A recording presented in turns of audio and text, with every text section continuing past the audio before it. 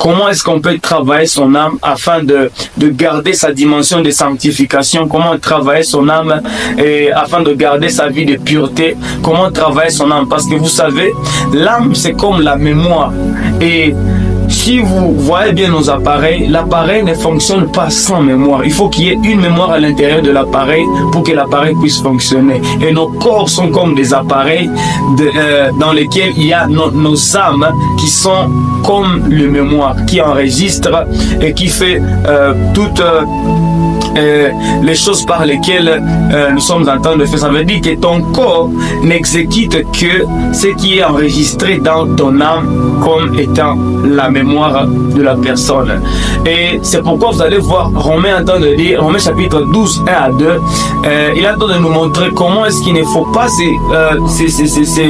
conformer au siècle présent, mais qu'il faut marcher dans mais soyez transformés par les renouvellements de votre système de pensée ou de l'intelligence. Ça veut tout simplement dire, c'est ce qui se cache autour de l'âme de l'homme. C'est à ce niveau-là qu'il faut vraiment apporter un changement, parce que ton corps n'exécutera que ce qui se passe dans ton âme. Alors, voici rapidement comment est-ce que l'âme de l'homme ressemble avant que l'âme de l'homme ne puisse devenir un péché.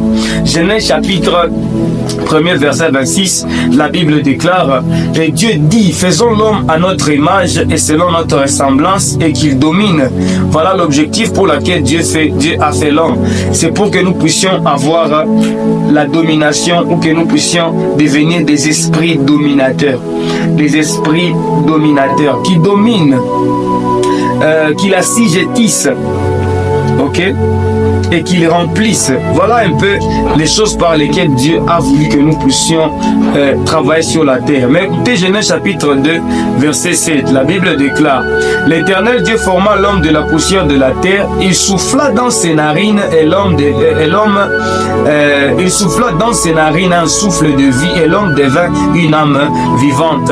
C'est ici où l'âme de l'homme vient de naître. L'âme de l'homme est née suite à la combinaison entre le souffle de Dieu et les corps qui étaient fabriqués par la poussière de la terre. Mais remarquez, je vais vous donner un peu la puissance que l'âme a. Lorsque Dieu souffle dans la masse de terre, ça veut dire il a pris le matériel, il a soufflé dans le matériel inanime un souffle spirituel. Et on a dit que c'est Dieu qui a soufflé, ce n'est pas l'ange qui a soufflé. Vous savez, dans la Bible, les anges sont comparés comme des vents, comme des souffles. Mais ce n'est pas de ces souffles-là dont Dieu a soufflé dans les narines de l'homme pour que l'homme puisse devenir